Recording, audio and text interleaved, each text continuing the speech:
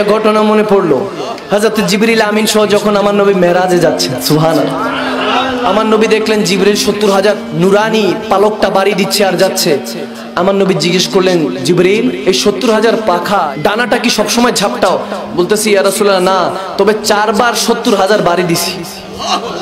কয়বার? হাদিসে বুখারী, কোনো বানানো ঘটনা না, বুখারী শরীফের হাদিস। আমার নবী যখন জিজ্ঞেস করলেন 4 বার, প্রথমবার কখন বাড়ি দিছো?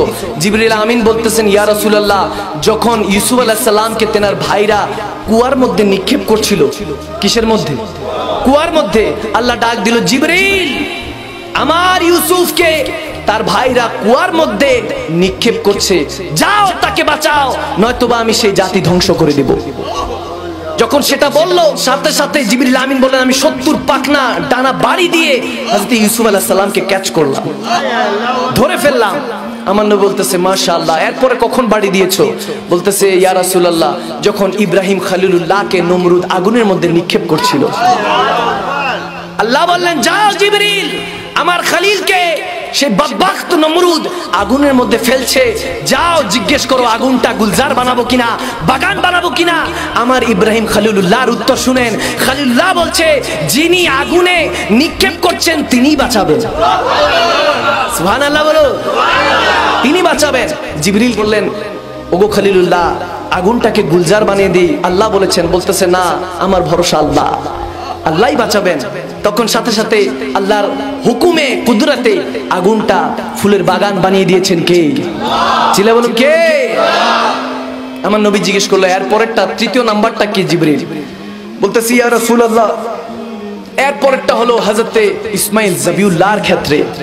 যখন আল্লাহর পক্ষ থেকে কুরবানির হিসাব আসলো, ইসমাইল যাবিউল্লাহকে ইব্রাহিম খলিলুল্লাহ জবাই করবেন, কুরবানি করবেন, তখন দুজন দুজনকে পট্টি পরায় দিলেন।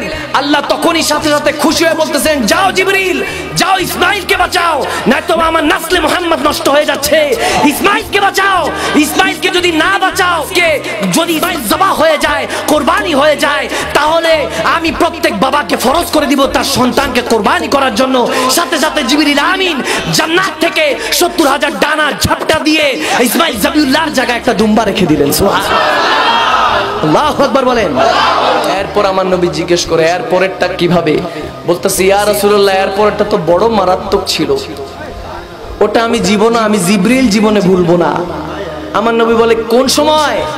জিবরিল আমিন বলে, ইয়া রাসূলুল্লাহ যখন উহুদের ময়দানে আপনি যুদ্ধ করছিলেন, আপনি উম্মতের খাতিরে যুদ্ধ করছিলেন, আল্লাহর পক্ষ থেকে ইসলামকে বাঁচানোর জন্য যুদ্ধ করছিলেন, ওই সময় বদবখত কাফেররা আপনার দান্দান মুবারক যখন শহীদ করলো, আল্লাহ তাবারক ওয়া তাআলা ডাক দিলেন, এ জিবরিল কোথায় আছো? আমি তখন বেহেশতের মধ্যে ছিলাম।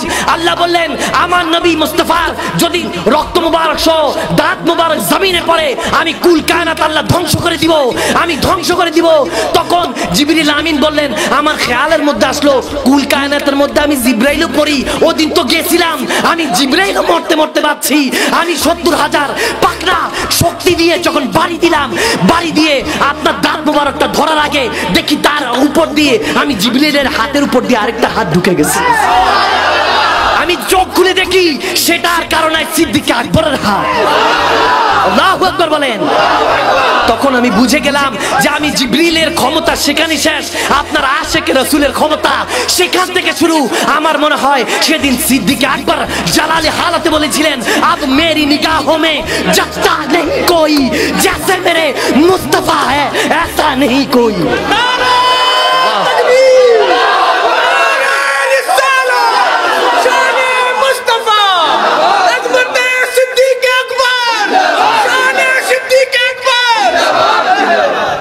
আল্লাহু আকবার বলেন। জিবরিল আমিনের এই ঘটনা শুনে আমার নবী বড় মুস্কি হাসি দিলেন। হাসি দিয়ে বলতেছে, জিবরিল সিদরাতুল মুনতাহা পর্যন্ত এসেছি, চলো লা মাকানে চলো। আমার নবী চাইলে নিতে পারতেন কি পারতেন না? যদি জুতা মোবারক নবীর যায়, নালায়েন মোবারক যদি আল্লাহর আরশ পর্যন্ত যেতে পারে, সাথে পিছে আশিকে রাসূলুল্লাহ যেতে পারে কি পারে না? বান্দা কখন ডাকবে? আর সেই বান্দারা যখন তেনার মেহবুবের মেহফিল সাজিয়েছে, খুশিটা হয়েছেন কে?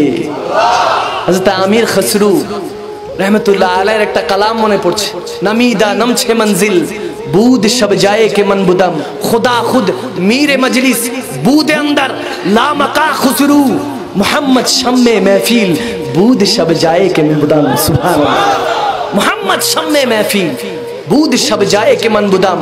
আমির খসরু বলেন খোদা একটা লা মাকানে महफिल সাজায়, সবাইকে নিয়ে খেতাব করে, ওই महफिले চেরাগ হয় আমার নবী মুহাম্মদ মুস্তাফা সাল্লাল্লাহু